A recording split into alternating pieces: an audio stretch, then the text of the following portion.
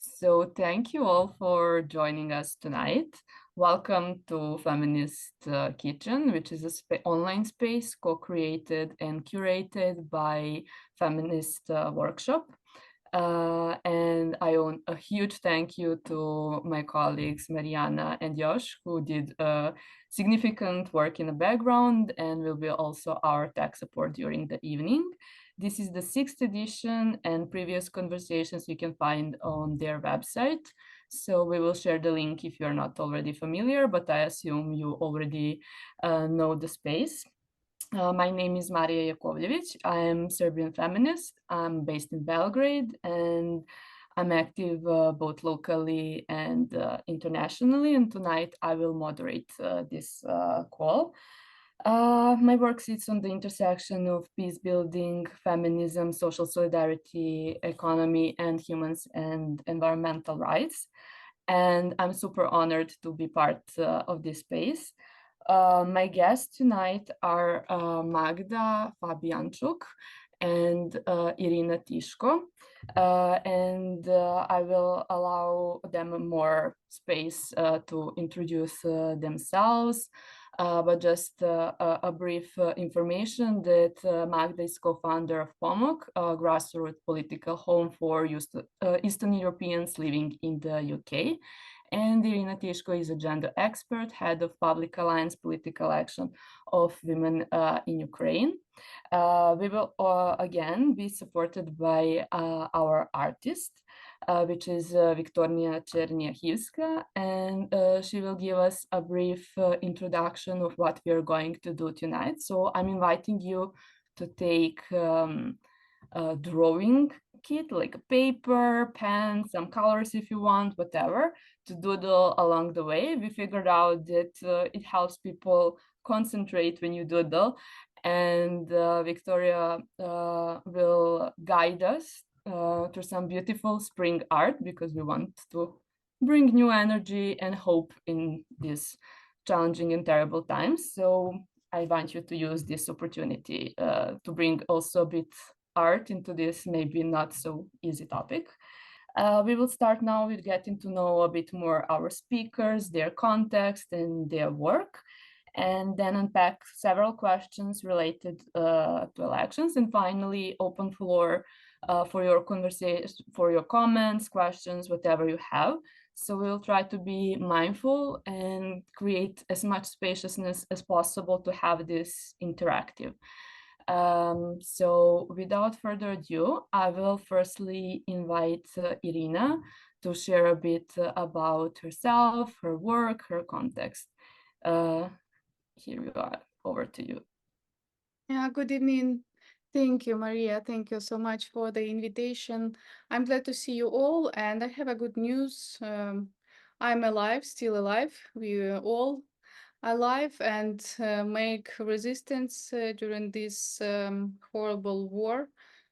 But I'm glad to be here, of course, and I think the voice of Ukrainians should be heard, and I represent this voice today.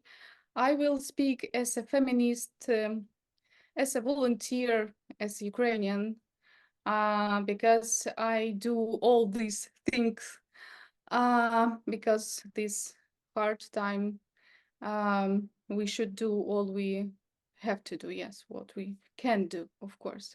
As Maria said, I am a gender expert, a head of geopolitical action of women, a member of Public Council of Parliamentary Interfectional Deputy Union Equal Opportunities, and I'm a former advisor of the Deputy Head of Presidential Administration. And I've been researching women's political rights in Ukraine for 7 years, and I'm a big fan of gender quotas and big coalitions of women. I am an initiator and coordinator of several public coalitions, for example, Elections Without Sexism and For Istanbul Convention, let's open the truth about violence. It was very successful protest around the presidential administration. And I'm the author of a film, The One Day of the Life of Female Candidates. And we showed how Ukrainians candidates, female candidates, were a part of elections process. It was very interesting, sometimes funny, but we have a film about this historical time for us because we, at the first time in Ukrainian history, have had gender quotas. It's 40% of gender quotas. I'm also Master of Public Administration and have articles in Ukrainian, in English. You should find them on the internet. And I should mention that we have a good experience of gender monitoring previous elections in Ukraine. It was local elections, and we organized elections without sexism, and we provided psychological law support of female candidates. It was for free. I paid for it from my family budget. But, we made the chatbot and collected cases of discrimination of female candidates. We have collected more than 50 cases, and we made these cases visible. It is very important during the elections time. And we supported 12, not a lot, but 12 women. I have grown up as a politechnologist because I worked as a politechnologist lots of years. I worked with 2 presidents, and I know about political kitchen a lot, and I know a lot, but I can explain in English this information. Maybe you will have additional questions you should ask me, and I will be glad to answer for them. Thank you. So now I will give mic to Magda. Thank you, Marija. Thank you for having me here. Also, Iryna, really amazing to learn more about your work and looking forward to our conversation later with you and people that came and joined us. So I'm based in the UK, and I came to the UK around 22 years ago as an undocumented migrant. Working in various precarious sectors at that time. That was before Poland joined European Union. So I kind of always like to remind that moment that actually my status as a migrant in this country here changed several times, from undocumented to then the desirable migrant, to then after Brexit, again, the problematic migrant. And that's kind of, how I like to think about borders, that they're just something that is temporary and that could be removed. And I dream about this borderless Europe. So in terms of my practice, in 2004, when Poland joined the European Union, I managed to study art in the UK, and from that I moved on to work with socially engaged art practices. I was interested in this relationship between arts and politics, and how art be used and art methodologies be used as a tool, as something that we can use that supports us in our struggles and help us build resistance. And I was also trained as a narrative mediator, mediating in various situations on conflict, but in situations where we didn't look for the one to blame, but we thought about creating that kind of shared story that would take us out of that situation, respecting that there are different truths around. So I'm very much interested in connecting people that would not otherwise meet, and that's how I operated as an artist. And also lending in different communities, and then working together through a very long process of research to kind of understand what the problem is and how can we collectively tackle it, and keep authorities, local authorities, or those in power accountable. But at some point, I started to grow that sort of frustration because of the arts funding is very, very often short-lived, and you're parachuting to different spaces, but then you're kind of abruptly disconnected from that context, and what you leave behind is not always sustainable at that stage to continue. So around by coincidence, when the government in Poland has changed in 2015, we started, and the Law and Justice Party, the Peace Party, attack women's rights at the very beginning. A lot of different activist groups sparked sort of overnight in Poland, mobilizing against further restricting the already extremely restricted abortion law in Poland. And I co-founded together with another person, Marta Kotwas, a small group in London. And then alongside other activist groups, we staged lots of protests outside of the Polish embassy. And the really large one was in the center of London on Piccadilly Circus, where we mobilized a lot of Polish communities, and not only Polish communities, to stand against the very undemocratic processes that were happening in Poland. And we very quickly realized as well that that there is lots of connections between various struggles. So at first they went for women's rights, but then they attacked migrants' rights and refugee rights, and then they went to dismantle free media and courts and so many other institutions. And that is how far right really keep on operating. And I'll talk about it a little bit later. So we realized that there was a huge potential to build on that wave, and it was mostly led by women and queer people at that point. All those protests. So I met Marija Jakovljević, who is my co-conspirator, and we co-founded POMOC, wanting to bridge, slightly boost the capacity we had, move on from the kind of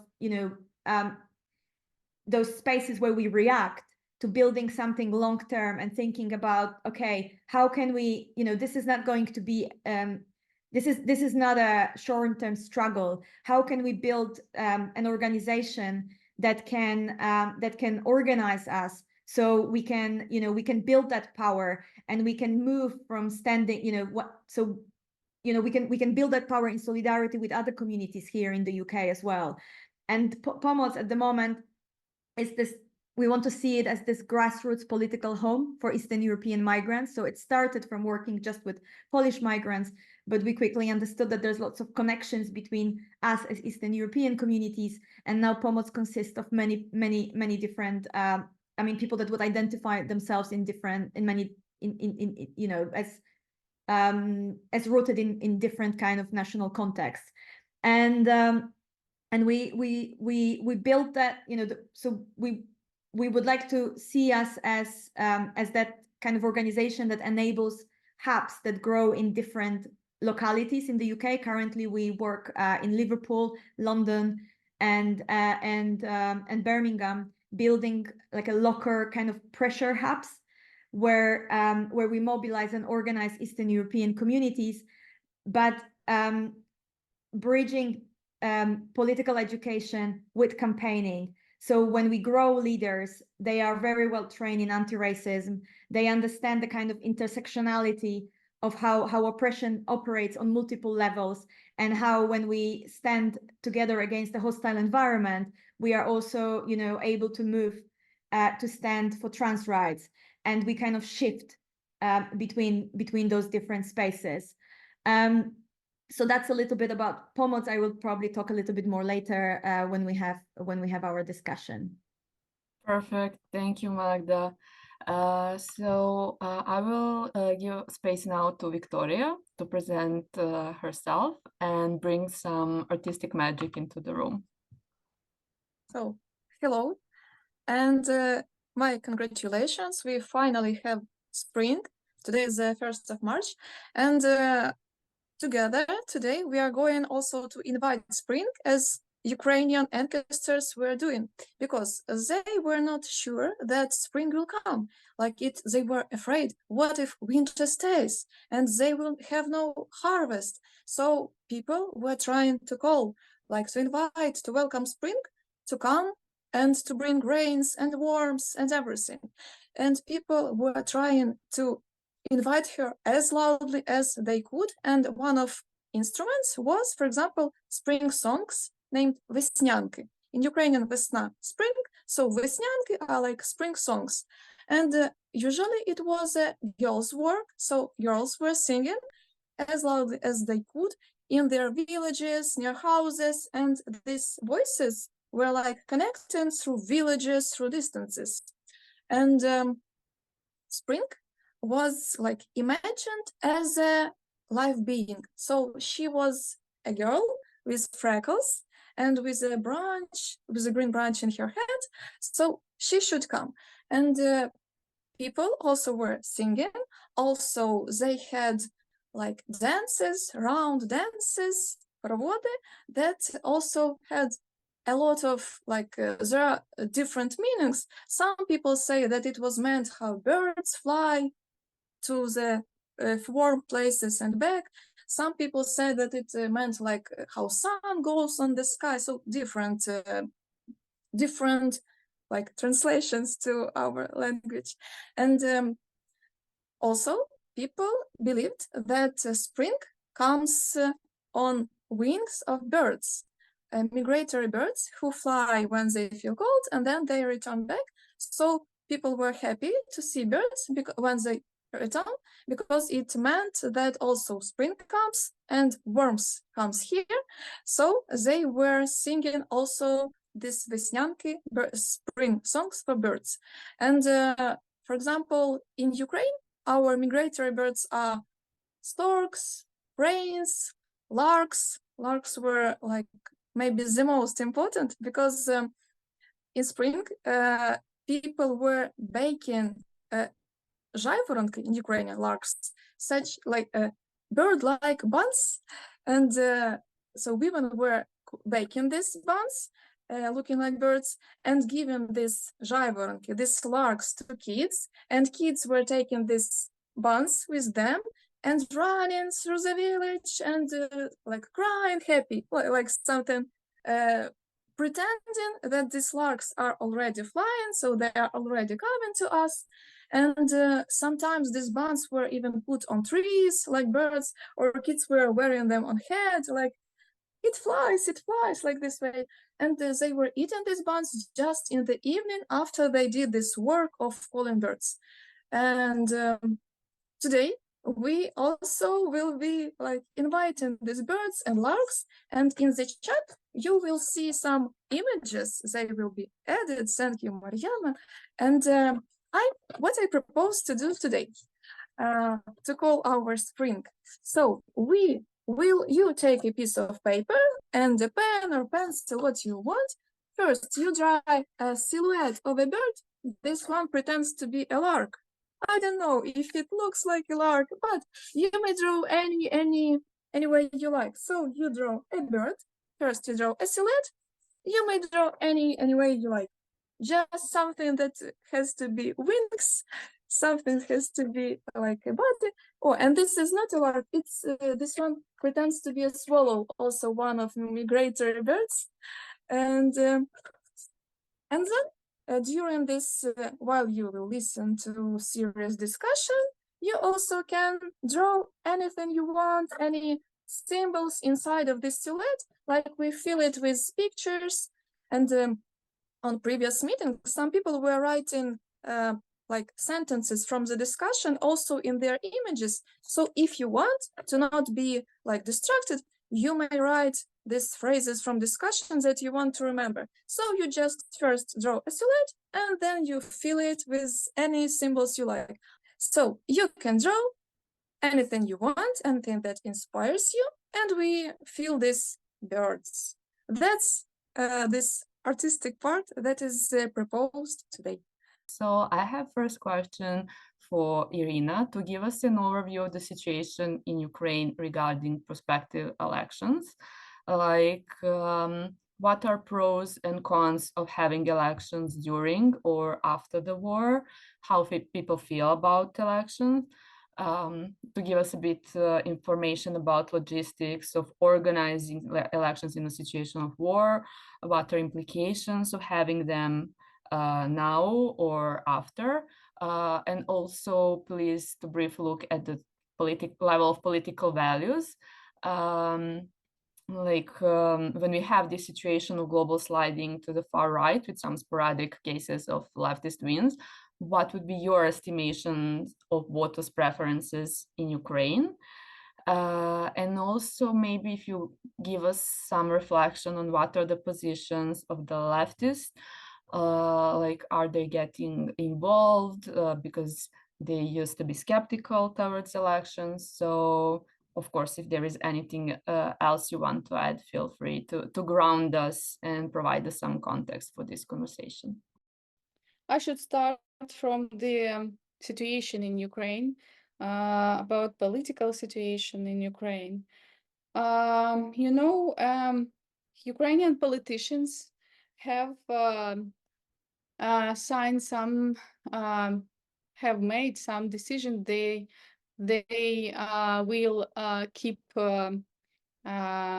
unity, yes.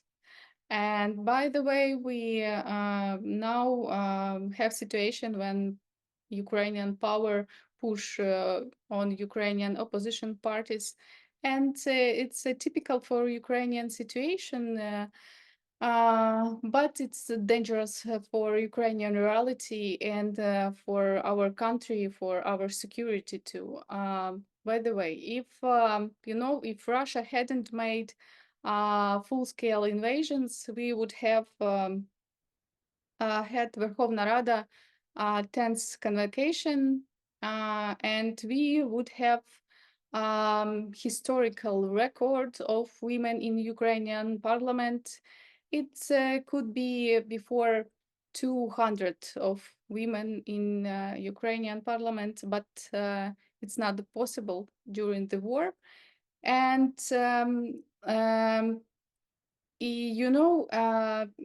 elections during the war are not possible during the martial law, and it is a very dangerous activity, extremely dangerous activity.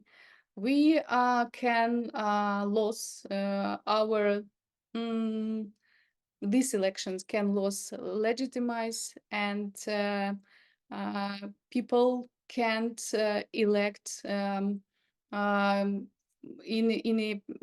a peace, in a good way, and it's dangerous for their life, for our unity too. And during the elections, usually we observe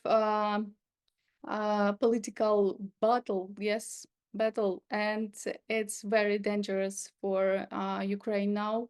And we are, as an organization, signed the statement that we are against the elections during the war. And by the way, we need these elections because we have in Ukrainian parliament parties which are forbidden because of they have a connection with Russia. But we need strong institution. It's very, very important time for our resistance, for our I don't know, fight for rights and freedom, for our future.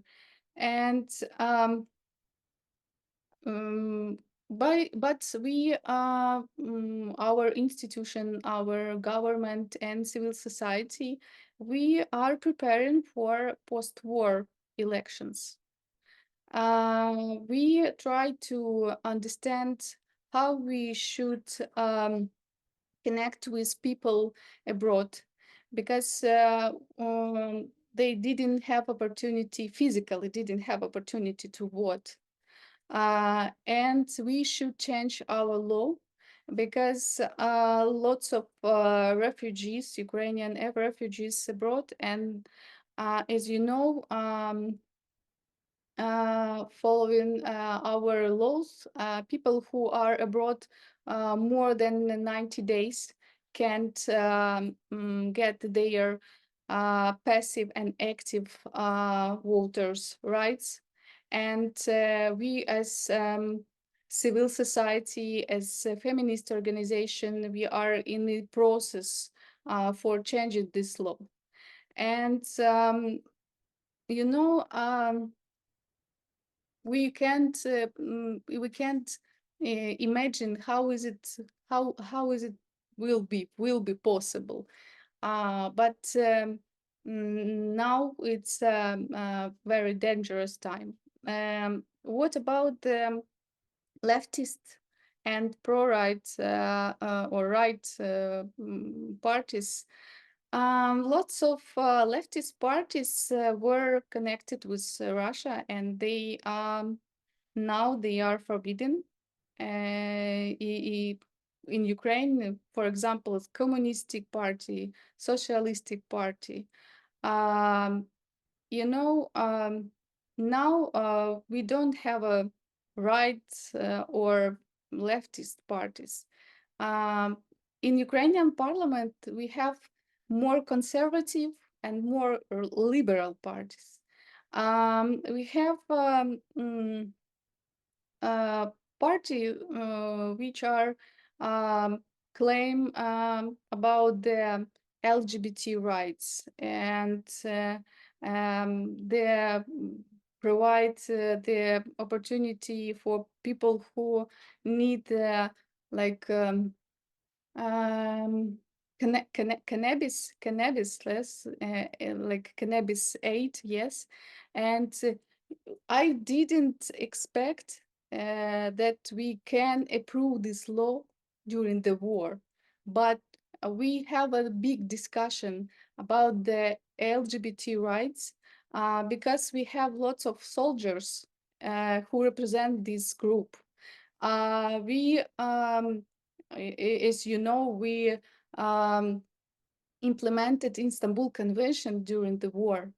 It's very important. And you know, more than 70% of Ukrainians support that we should have more equality in Ukrainian politics.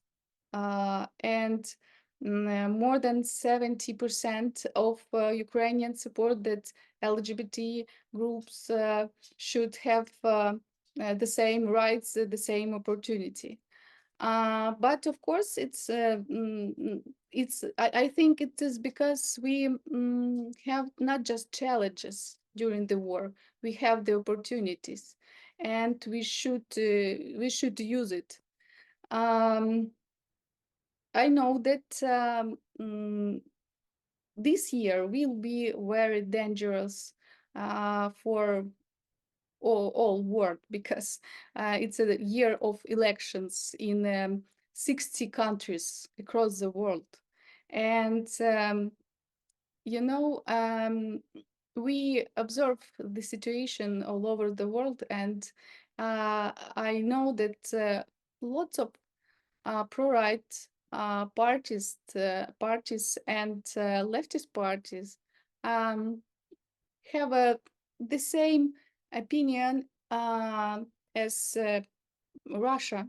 They are against the refugee policy, they are Eurosceptics, and we should know that it's a Ukrainian war influence on all world.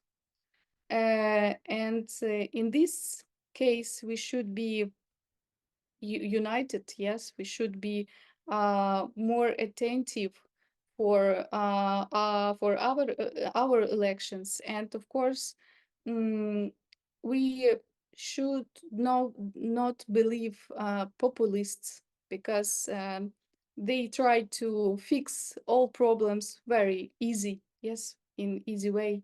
But it will be dangerous. It is dangerous years for world and for Ukraine too. And because it's we all the time ask for a weapon, for support, and I hope we won't lose support of many countries, because as we see, lots of leftists and pro-right parties again the support of Ukraine. Yeah, that's all. And now I'd like to move us to another question, similar, now to Magda, to give us a brief overview of political dynamics in Poland and what would be your feminist reading of its implication in the region. It really resonated for me as well, what you said about, the kind of like the thinking around the diaspora vote, because that's something that we really activated in October in the last Polish elections. So until October, we had, well, a little bit longer, because it took some time for the Polish president to allow the opposition government to form. But in October, Poland had elections where finally we got rid of the far right, in terms of, they lost the majority and they were unable to form the government. Obviously, this is a huge victory for a lot of activists in Poland. And this election activated unprecedented number of women taking part, and also it's not there is not good data around it, but we know that queer communities were also campaigning a lot around these elections, and there were multiple small kind of grassroots campaigns happening in Poland and in many other countries around the world wherever there was Polish diaspora. So in London, we've also campaigned quite a lot. I was also part of the Polonia Głosuje. I was not that active with them around these elections, although we did a lot of leafleting and a huge push as well. But we've been pushing to inform diaspora in Poland about the importance of elections throughout the rule of the Law and Justice Party. And the last elections were really threatened as well for us, because Polish government tried to really make it difficult for Polish diaspora to vote. And until the last moment where votes were being counted, and we had lots of friends who were there counting those votes in different commissions, different polling stations across the UK, to ensure that to ensure as well that that these elections are fair, because there was also a huge threat to the fact that there might be the votes might be corrupted. We've heard from some of them that they were kept until the last moment, not knowing whether their votes will be really counted or not, because the Polish government also passed a law where where votes needed to be counted within 24 hours. And there was and polling stations were the turnout was unprecedented, so there was just so many people coming in. They also tried to push referendum, which was incredibly biased against migrants, refugees, women's rights, and there was a huge campaign around that as well, to not take part in this referendum. And that was achieved as well. So there wasn't enough. I think we didn't pass 50%, so that referendum didn't count. And anyway, you know, it's a huge win in terms of the shift on a kind of political you know, platform in Poland. However, that, you know, in my opinion, this is very fragile, because the new coalition of parties that forms the government, they inherited really damaged you know, system where the previous government managed to put their people you know, in all sorts of institutions. You know, they are as they're part of courts, they're in the media, they are, you know, the far right really kind of, you know, try to kind of take over all those systems and structures, and that process of cleaning it's going to take a very long time. This is also not a good sign for the women's rights, because they're very scared to touch abortion law because of the because, well, the opposition is still sort of center right, you know, when we kind of think about that. So some of the parties that form that opposition are against you know, liberalization of the abortion law. So it's still a long fight, and I think, you know, it's going to be a really long fight for women's rights in Poland, or, you know, queer you know, LGBTQ plus rights in Poland. In terms of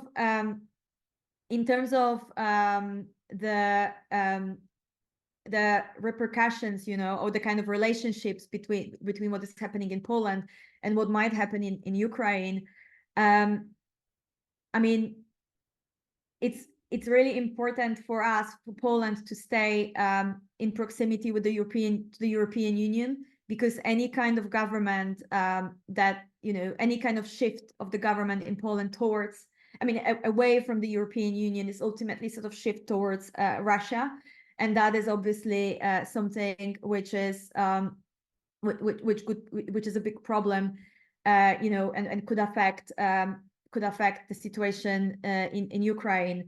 There is also, you know, still that, I mean, during the previous government, a lot of money was pumped to create that far right infrastructures.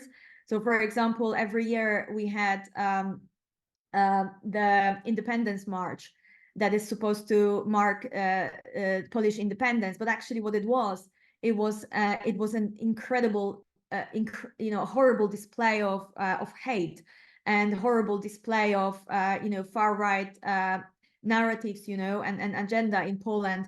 And what's really scary about it is that it was not just Polish you know, far right that would be there, but others from other countries came to celebrate you know, together with the Polish far right. So it's, you know, it's the same, you know, that we observe. There was the research, I think, that's research that came from the US, in how internationally far right is organizing themselves, and how they built those kind of, you know, infrastructures. Like the money that was, I read somewhere recently that there was for one of those marches, there was around 3 million of Polish zlotys that was spent on that march, but actually it didn't really go into the day of the march. It trickled down through the organizers to other far right organizations, you know, and other kind of groups which spread hate, you know, in Poland. And so, you know, those years of Law and Justice Party, the Peace Party rule in Poland, strengthened a lot, you know, all those far right institutions. And again, you know, there is lots of funding as well that comes from Russia and the US, like, for example, for Ordo Luris, which is like a think tank in Poland that at some point even, you know, had ideas to go against the divorce and forbid divorce in Poland. You know, these are, you know, very dangerous, absolutely insane, you know, ideas, but they were very much welcomed by the previous government, and also the Polish church Polish church operated very closely with the far right government in Poland, and they kind of were codependent. So, you know, that sort of infrastructure will take a very long time to dismantle, and that is still posing a threat, because it will, you know, it organizes far right, you know, voters to instigate their candidates in, for example, local elections and so on. And I think, you know, what is really dangerous as well in that is that it's based around those kind of scapegoating narratives. And like we've seen, you know, just prior to the elections, there was a shift of the Law and Justice Party's narrative, you know. So at some point, they were seen as someone supportive towards, you know, Ukraine, and then they shifted and started to accuse, you know, people coming from Ukraine, you know, of, you know, like started to position them as a very unwelcome presence in Poland. So it's that kind of, you know, narrative that we see in the UK as well, that pits, you know, different groups you know, against one another, and we see that very present in those, you know, far right politicians. I mean, there is still a lot of misinformation that is also circulated through those think tanks and, you know, the far right news outlets, and that is a threat. You know, whenever we think about, you know, whether it's Ukraine, there's lots of pro-Russian narratives there as well that keeps, you know, still coming up. Yeah, so I think, you know, that's the kind of, you know, that's how I see this could affect, you know, potential elections in Ukraine. I show my bird how it looks right now, because I chose zigzag blue color as like blue bird. I want more happiness. And also I wrote for myself what I forgot to do, because I forgot to tell you more about myself. And also I would like right now you to show me also in your cameras, do you draw anything? Because if you haven't drawn anything yet, you should start. Oh, great, thank you. And then I just remind you, later we will send our pictures to the chat, so we will save all the images, and they will become like, we will have a lot of birds in the sky. I hope so. So a bit about myself. So I'm Viktoriia Cherniakhivska. I'm a Ukrainian poet, artist, and a book illustrator. Usually I work with Ukrainian publishing houses, but like the last months, I had some work with American publishing house for Ukrainian poet, but this book was not announced yet, so I don't say it right now. And with Irish publishing house, and they already announced, but okay, so you will find it anyway. And as an artist, I have tried different techniques like drawing with different materials, also embroidery and fabric and everything. And finally, I decided that my favorite is digital collage. I like Photoshop as the best instrument for me. So it was about me. Now a bit about birds. While you are drawing, I would like to tell a bit more about these migratory birds. Well, first of all, people, our ancestors, believed that birds have keys to open heaven, to let the spring go. And also, they were watching how the birds fly, and if the birds were flying high, it meant that birds were praying to God for the good harvest, so it was a good sign. And if birds were low, it was not a good sign. And about different birds, for example, storks, they were taking kids to us, and also it was believed that if a girl, for the first time in the spring since a stork in the nest, she will not get married this year. But if she sees this stork in the sky, it's a good sign, she will be married soon. When you try to motivate women to vote, what is the outcome you're aiming to see in the upcoming elections? In Ukraine, we have more than 60% of voters. They are women.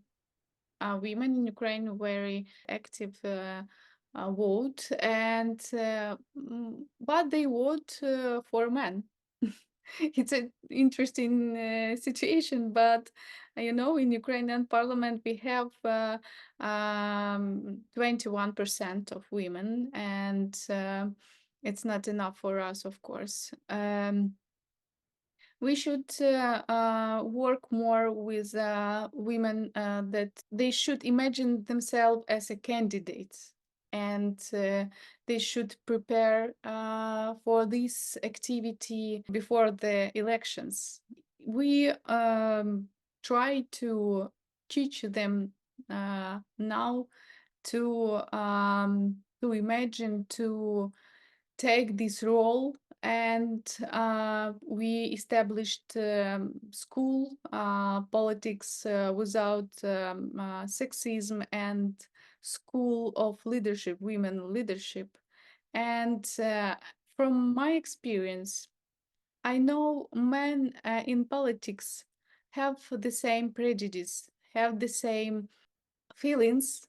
They are not confident. They feel the same as a women. But Ukrainian society, as a different patriarchal society, expects from men more than from women in politics.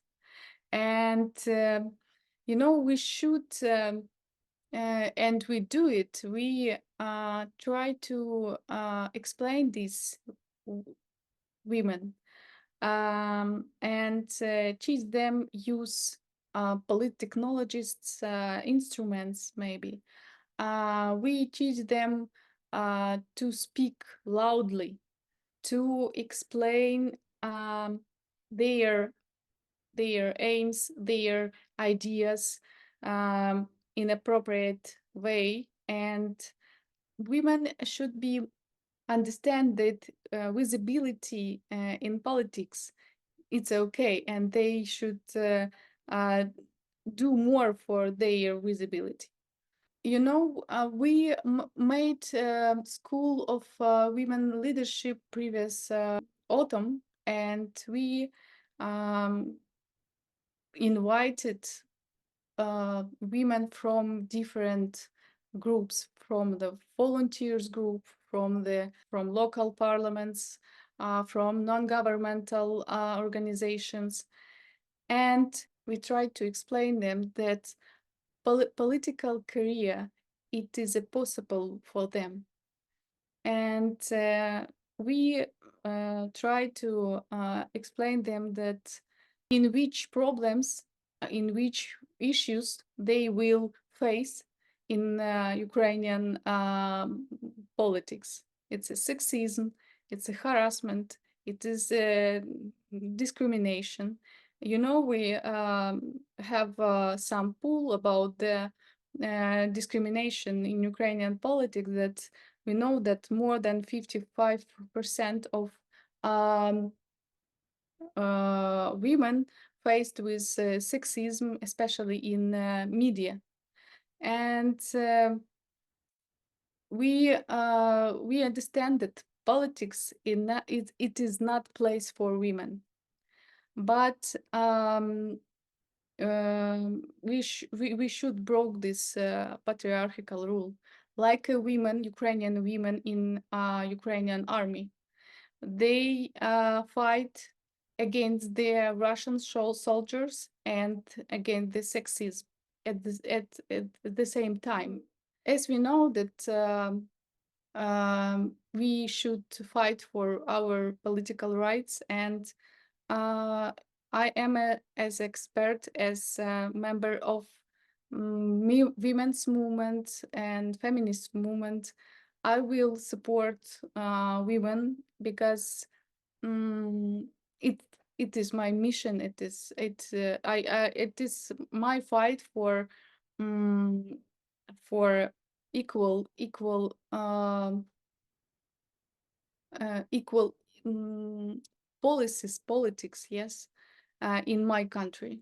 And I know it is possible to achieve our aims, and we are very brave in our movements, in our activity. And we are, as a young democracy, we every time do something very unexpected. But from our experience, I know that all will be possible if we will be more active, and we will push on Ukrainian power and work with Ukrainian society. Thank you, Iryna. Now over to Magda to provide her perspective on this question. Thank you. So, when I think about the question, I just repeat myself the question: when you try to motivate women to vote, what is the outcome you're aiming for? Okay, so in terms of our approach, we in terms of POMOC, we do quite a lot of voter registration drives, and we run like an in-house We Vote campaign to motivate Eastern Europeans to vote in local elections, and we're gearing up for European elections and the national elections. But for us, it's really, we don't just focus on women. We think about like all other marginalized genders, and for us, it's really important, that to see leaders in the future in those spaces of power, because we conducted quite a lot of research among our communities when we have those registration drives. And very often when we ask people, if they are registered to vote, they are. But then when we ask them, are you planning to vote? They say no. And when you ask them why, it's because they don't see anyone that they feel represents them. They don't feel like programs are relevant to them, and they don't think that the candidates, represent values that are relevant to them. So we really see voting as a kind of first step, and while we're motivating people to take part in the elections, we also really investing in leadership of our communities, and we want people to become political candidates in local elections, and then in the future, when they get citizenship, that's also something we want to tackle at POMOC in the coming years. Is the route to obtaining citizenship, because this then allows you to vote in general elections, and to stand as well as a candidate. So we see that activation on multiple levels, and we in general we work those hubs that we have. They are placed strategically in regions where there is high density of Eastern European communities, and where we already identified some potential leaders that we can invest in, and where we have grassroots partnerships with other organizations, so we can not just Eastern European but other migrant organizations, so we can support migrant candidates collectively. And we build also relationships with local authorities. So we create spaces where local authorities would meet our communities, and then our communities, where conversations are led from the point of our community. So our communities are able to ask questions. Our communities are able to challenge local authorities. When we had mayor elections several years ago here in the UK, we've organized, I think, the first and the only such space where Polish communities at that time could meet candidates or representatives of the candidates in the mayoral elections in London. So just creating a proximity between those people that are supposed to represent us and our communities. That also is like a step in making our communities able to see themselves in those spaces in the future. And we work quite closely with Migrant Democracy Project. So two leaders that we've worked with are part of like a training to become a candidate potentially for a councillor in the UK. I think the problem that we face here in the UK right now in terms of being a candidate is that a lot of our hopes were with the Labour Party, but the Labour Party stands on the occupation of Gaza. It's really against our values and against values of lots of colleagues we have in the Labour Party, and a lot of our colleagues and other allies left Labour Party, and it's really difficult, you know, when you want to be an independent candidate to stand in any elections in the UK. So you kind of need that sort of, you know, institutional backup of a party. So just that's just, you know, these are just my thoughts, that we really need to invest in leadership and not just in the act of voting. We really need to have our candidates there that you know, that are kept also accountable by that community that we built, you know, that community that lifted or enabled them to be in power, and they really need to feel like they need to you know, that they can't take compromises. They need to be aligned with what people, you know, at the grassroots want. Thank you, Magda. I know that you're also working and paying a lot of attention to queer community representation, and well, for example, Serbia has the first woman lesbian prime minister who actually did very little for the queer community, and in reality acts as a puppet of our president. And it feels like a queer person can only access high political positions if they obey dominant politics and serve as a tokens. And now you open this dimension not just of quotas, but also of political substance and practices and policies. So if queer people want to change the game and shift the power, what will probably happen is that masses will be used to introduce massive homophobia and hysteria against queer candidates. So what queer people need to be able to access high political positions without compromising progressive political values? Thank you. So yes, you rightly said that we really stand with, you know, stand for the rights of queer communities and trans rights. A lot of our colleagues at POMOC, they identify as non-binary, and we, you know, so like we really cannot, to answer your question, we really cannot compromise on our political values, which I think, you know, really happened in that case that you've mentioned. And we can't just focus on building political power for the candidates, but we also need to build people power at the grassroots that will keep those candidates accountable, and those candidates need to feel that they are dependable on that you know, pressure mechanism from the bottom up. And successful social movements deployed like a wide range of strategies to meet their goals. So you know, there's the voting and lobbying and you know, drafting of legislation, but there are also you know, acts of disobedience, strikes, protests, and I think it's really kind of important to look at this as a kind of more complex strategy, and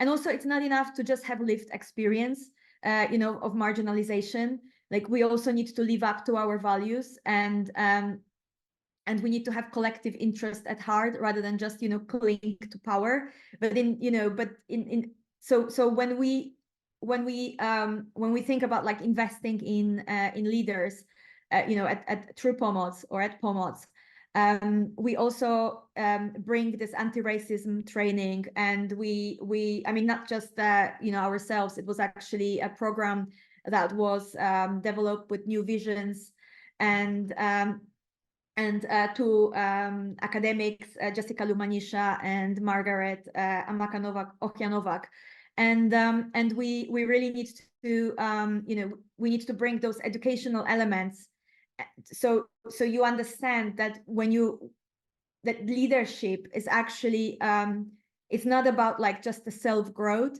but it's about a collective growth. You know, if I lift myself up to power, it's about like lifting my community up to power. If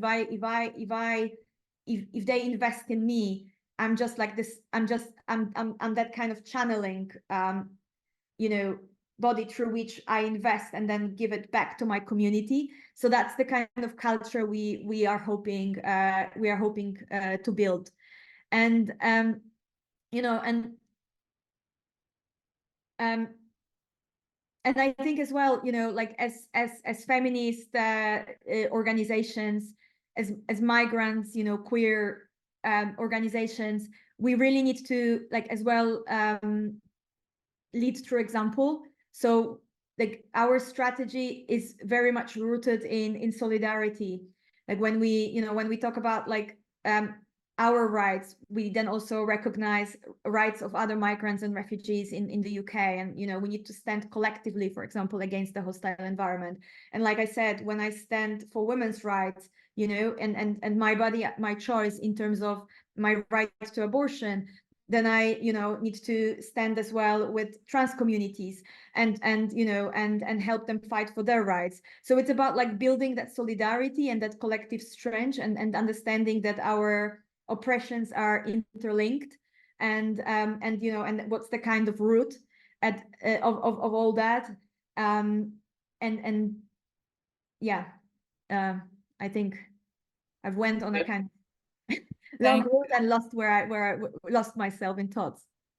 No, but you actually provided a great overview of multidimensionality of the issue and really gave us some substance for thinking. And I will circle back to Iryna with similar question because she mentioned that she's a huge fan of quotas. And when discussing women's representation in politics, I will also reflect on Serbian case. It usually stops at the level of quotas. We have a high level of participation of women, but very little or not at all consideration of the politics impacting women. So Yeah.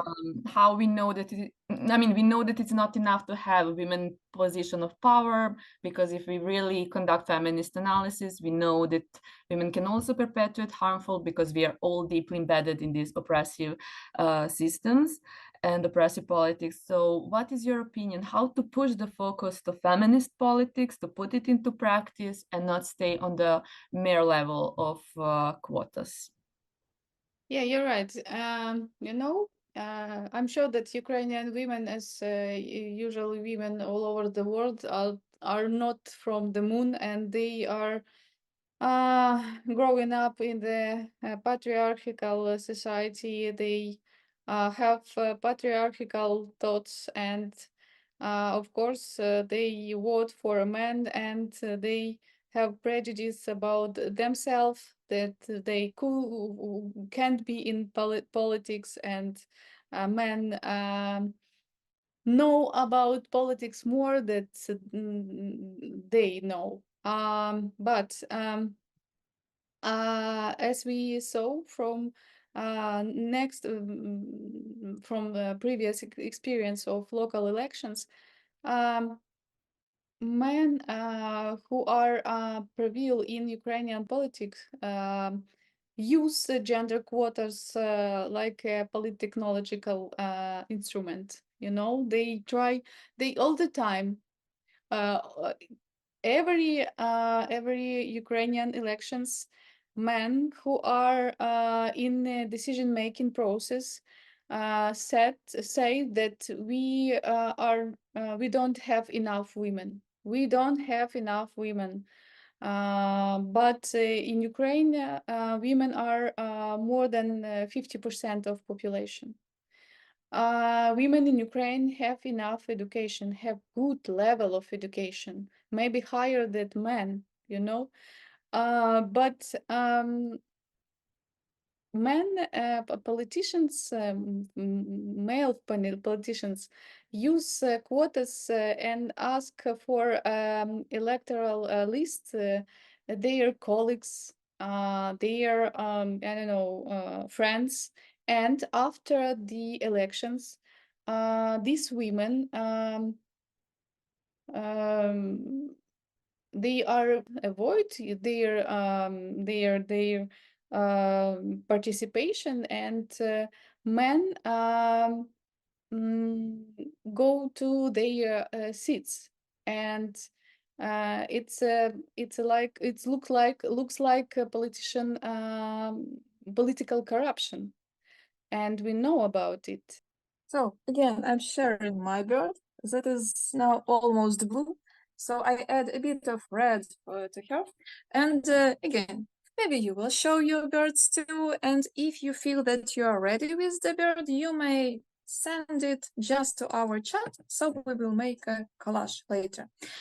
So I want to tell you not only about birds, but also some more traditions. Spring, for example, there was such a tradition named Toptati Ryast, to trample the plant named Ryast. I found its name, like its science name is Corydalis. It's not high plant, it is close to ground. So people, when the spring was starting, people were coming to the forest to find this Ryast, this Corydalis, put their shoes off, and they were walking on this plant, still wet from the dew in the morning, and they were talking like, "Thanks God for giving me this possibility to go to trample this plant again." So it was one of rituals to be more healthy and to live more.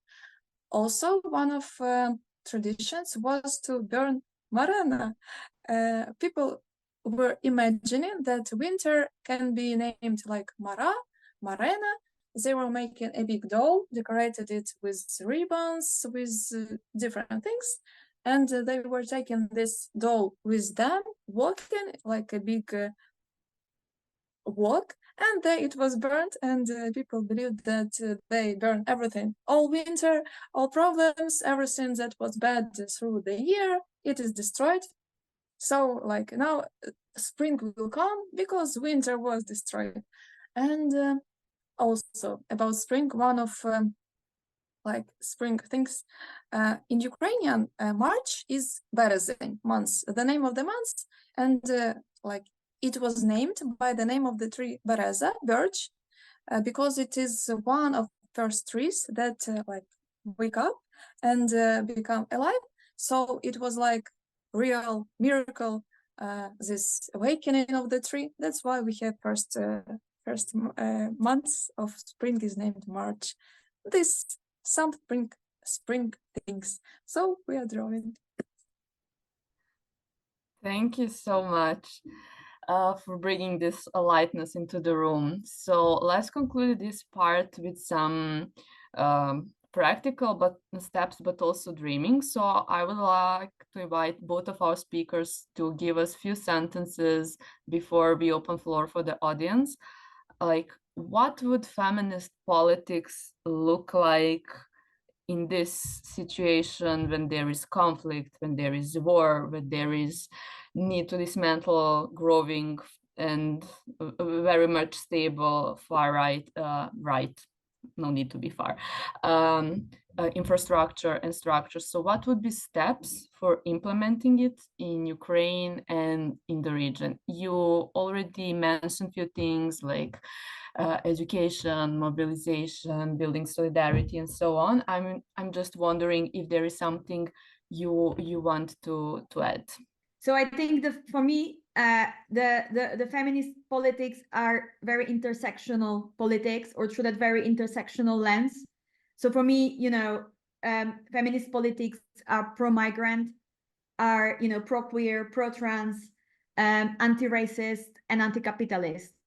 And that's, you know, that's the kind of very short answer, I think, to your question. We as an organization now preparing the operational plan for strategic plan of Ukrainian government. We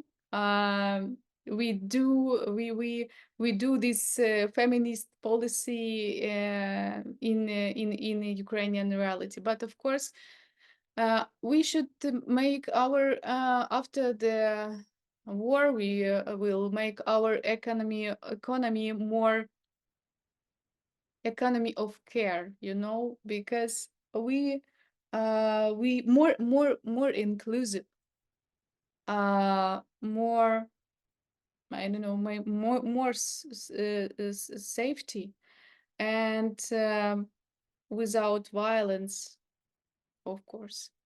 And I want to see more women in Ukrainian power, in decision-making process, and I hope everything will be exist if we survive now. Yes. Thank you so much. Thank you. And now I'd like to open floor for questions from the audience. And there is another question from Cheryl. I hope I'm pronouncing it properly. If not, please feel free to correct me. Can speakers give any specific examples of how Russian disinformation is impacting civil society and elections and in the media? So you can both respond. I mean, I'm very happy to give a very quick example just from like last I think 2 weeks when Putin was interviewed by I think it was a US journalist, right? And it was a very kind of choreographed interview, and where Putin says that actually it's more convenient for him if Biden gets elected because Trump poses more of a challenge to him, which is a complete bullshit, right? And but it already it already sends message to voters in the US, and not just in the US, because that well, Trump is more of a challenge to Russia than Biden would be. So it's just this kind, that's just one of the recent examples of how these narratives are orchestrated. I'm sure like everyone here will have lots of other examples. It's a very dangerous, because I have never remembered if we have elections without Russians' influence in Ukrainian on social media, in internet, or I know media could share information which is fake. My question is, what do both of the speakers and anybody else see for the election of the far right to the European Union and throughout Europe? Of course, we're facing that with Trump here in the US, but I'm really interested in the European situation. I know that possibility of pro-rights parties during the EU elections. They have a good opportunity to be in a power in a lots of government of European countries, but it's a difficult question, because we observe the situation in a European Union from our position, and we have to believe that we won't lose the support of our partners all over the world, and I hope that pro-right parties are against refugees policy, against this supporting Ukraine. But I hope the liberal parties will prevail. Yeah, prevail. Will have a victory during the nearest elections. That's all. We just believe and fight. I really hope that we manage to mobilize activists and campaigners that were part of, like, for example, in terms of Poland, that were involved in the last elections to also be there for the European elections from the perspective of the UK and migration. And, you know, I mean, I wanted to say freedom of movement, but there isn't such thing as freedom of movement because there is barely no safe routes to actually enter UK because of the hostile environment. But still, for human rights, you know, for whatever is left of it, European Union was quite important. And that's why there was so many attacks as well on, you know, getting rid of that kind of relationship with European Union courts. You know, so the Conservative Party in the UK could do whatever they do with whatever they wanted with human lives, and disregard it completely and dehumanize people. But so I think these are very, very important elections, and you know, I stay optimistic, you know, because I've seen that we can really you know, pull change. Like what happened in Poland, many of us were very skeptical that we will be able to change the government because there was so much, you know, disinformation already, and they controlled media. But it happened. We've managed. So, you know, I really hope that we will safeguard as well, you know, that we will manage to, you know, push more progressive candidates through these elections. But there is a threat. I mean, looking at, you know, what's happening in Europe. Today, we didn't have missiles attack. And we should be united, we should be together, and we should imagine how Russia will collapse. We should talk about it. So thank you all for the chance to be here and to draw with you. And I'm sure that together we invite spring well, and it will be good for us.